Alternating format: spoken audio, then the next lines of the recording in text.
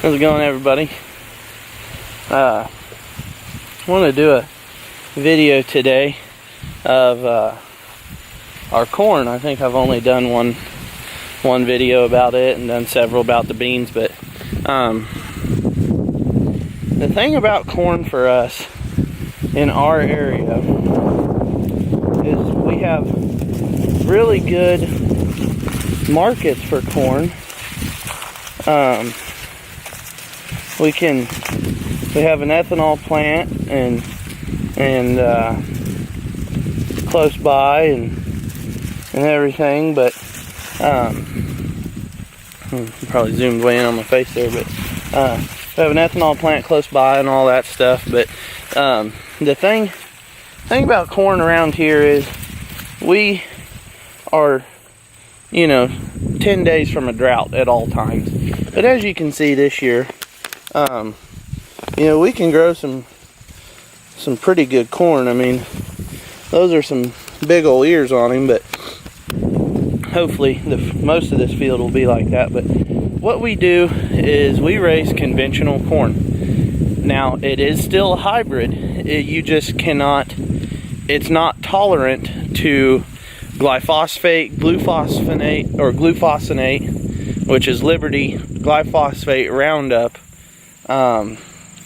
or any of your PPOs. I'm pretty sure. I'm not 100% sure. I'm not as good as I should be on my chemicals, but I'm pretty sure like you cannot spray Callisto on or Lotus on this corn. I could be wrong. It could be 100% wrong.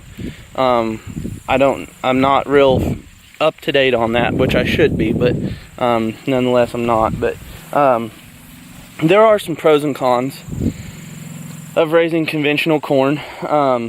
It is harder to keep the weeds out of them, but we run 3/4 degree and 1/4 of atrazine on this corn to keep for weed control, and that's all we do. Because really, once the corn is up, about the only thing you have is Armazon or some dicamba or 2,4-D. But you got to be really careful when you spray that, because you don't want to spray anything on this corn, a herbicide on this corn, once these tassels are out. Because once it starts to pollinate, you don't want to spray anything on it, because then the plant has to metabolize that herbicide, and you don't want to be putting a plant through a stress like that when it's trying to pollinate. But there are some pros and cons. It yields just as good as say a triple stacks or whatever, what have you. But one of the cons is corn for us is a rotational crop, so we don't plant a whole lot of corn generally, because it's just the cost associated with it and the historical county average of our corn, and based upon the price right now, it's just not something that is a real profitable venture for us on average. We do it to rotate out of beans to get some atrazine down in the ground. But another con is, pull this ear off here, you get, I don't know if you can see that very well, you get earworms. Now, you can spray for earworms or any kind of insect, just like any other, crop. But with having and I could be wrong, but this is just kind of what I've gathered, with having a resistant hybrid, meaning that it has a protein bred into it that a worm or a bug or an insect cannot digest, that makes it resistant to it, so you don't have to spray it. But then they also have this little thing called, which Monsanto is very proud of, in all of these companies, this little thing called tech fees. Okay, that corn, that bag of corn with that little protein in it would probably run you before discounts probably $225, $240 to $250 a bag. Where this corn here, you know, big old honking ear on him, costs $150 a bag.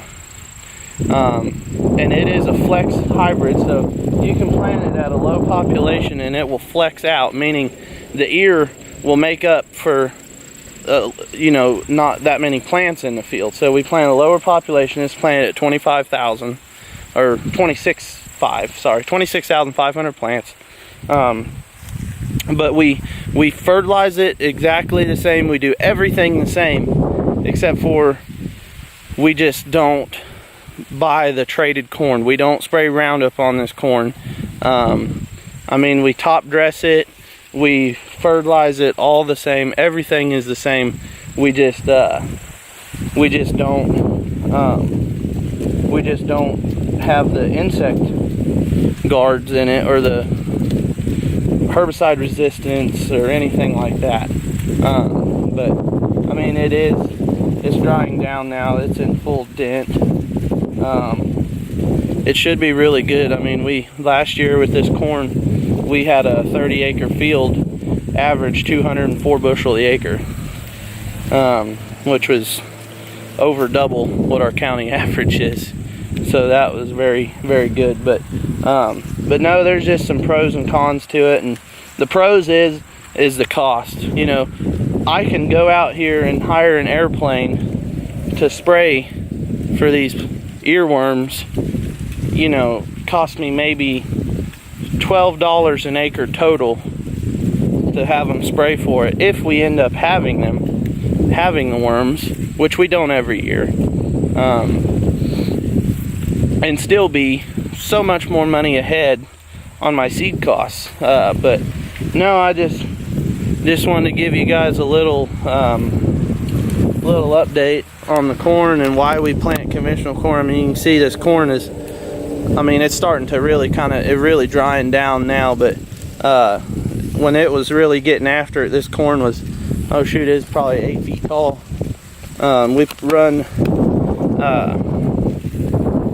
in furrow on our planter, so that's a 318-18 mix, and we run that at 10 gallons, and it's an ortho product, so there's no salt in it, so you don't have to worry about, you can run a lot higher rates of it and not have to worry about the salt content of it. But we run that with our planter. We put that 2 inches right below the seed.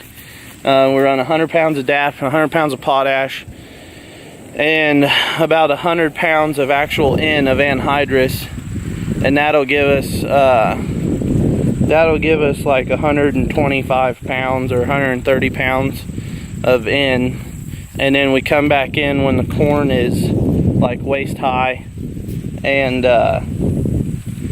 we top dress it. We put another, I don't know, like 65 units of treated urea on it. Try to hit it right before rain, but doesn't always work out. But no, that's kind of our program, what we do on the corn, and so far it's worked out. But we've got really lucky. We've got the rain, but and we've had good growing conditions. I don't think the test weight is going to be near as good this year as it has been, just because we had a hot heat spell there when the corn was filling these guys out, and I think it might hurt the test weight a little bit. But anyway, I just want to give you guys a little update on the corn and what we're doing with it and how it was going for us. And catch you later.